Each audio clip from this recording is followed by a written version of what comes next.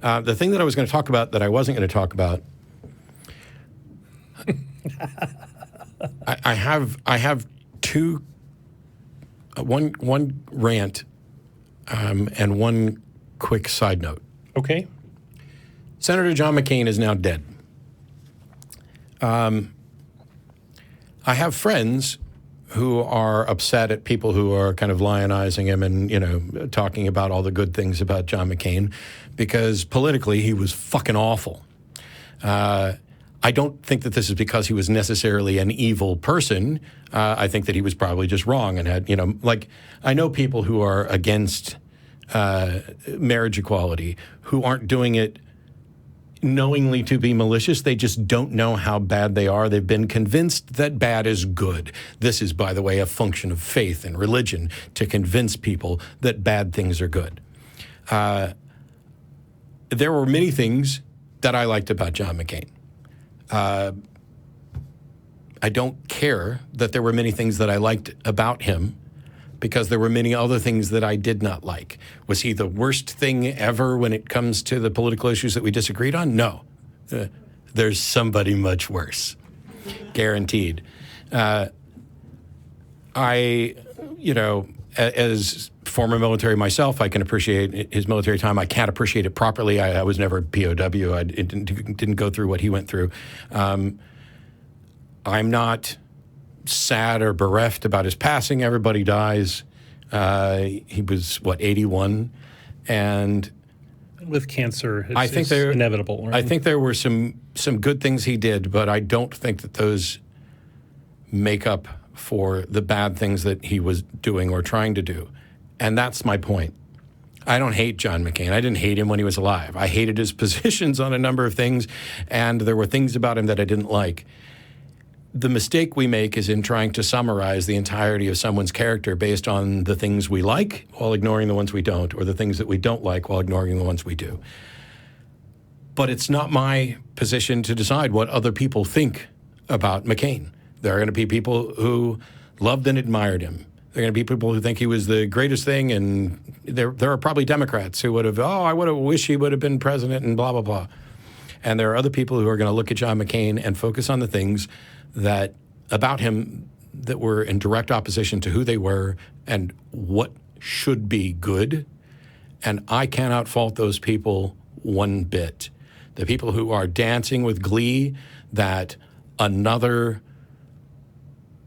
monstrous set of ideas that violated their rights about who they were, those people deserve to feel that way.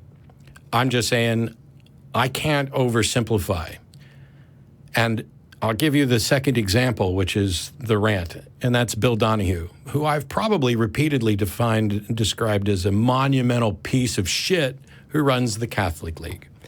With the Pennsylvania discoveries that have come out with yet more Catholic priest abuse and demonstrating clearly that the Catholic Church is a criminal fucking organization, Bill Donahue decided to claim that the accusations of rape were a myth.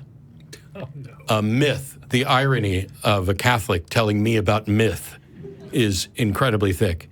But they're a myth because not all those kids were raped. Some of them were just groped. They weren't penetrated. So Bill Donahue is fostering this idea that rape is only rape if there's penetration. Now, I would never actually do this, but the response is kind of writing itself. Okay, Bill, when we lock you up, you don't get to cry foul if you're not penetrated.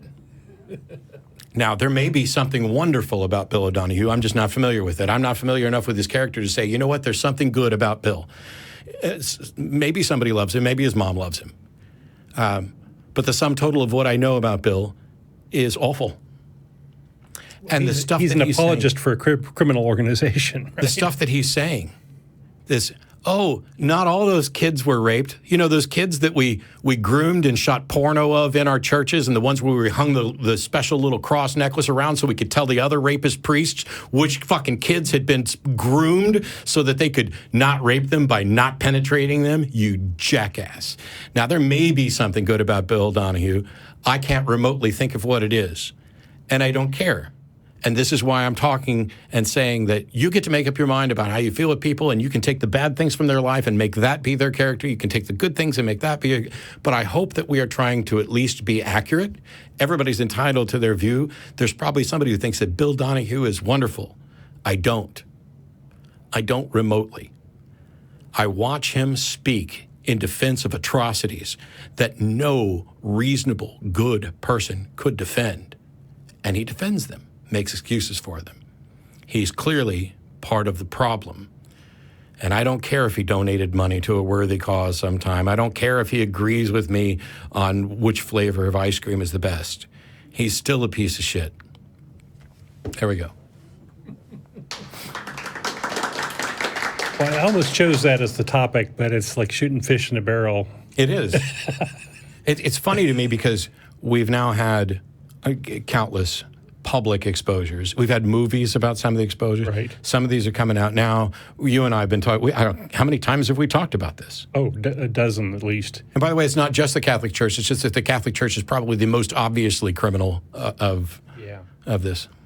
What I enjoy doing is whenever there's a statement from the Pope, I enjoy looking for the self-serving angle in it. And you know, there was one where they were giving a hand slap to some priest who was 88, who had evaded all prosecution, but he was, you know, part of that whole thing, and is like a big retirement party. And it's like, yeah, you made it all the way without going into jail. And it's like, it was all big theater for them to say, hey, you know, you're a bad boy.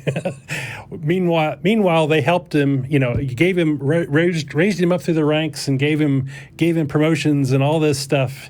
Shuffled him around to avoid prosecution. Yeah, and kept him out of jail, you know. It was just such an amazing self-serving thing.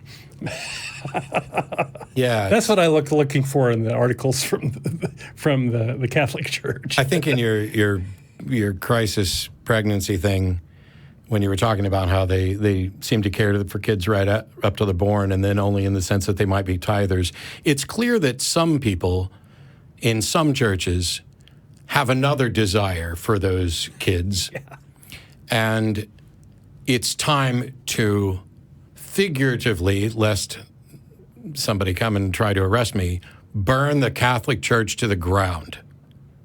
That's not my church. I hear from Catholics all the time, that's not what my church is like. How the fuck do you know? Right. How do you know the people who are going to these churches didn't know?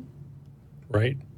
And your money goes up to the international organization. Yeah. A big chunk of it. My Catholic church isn't like that. You help fund that stuff when you give to the church. Oh, it's somebody else's problem.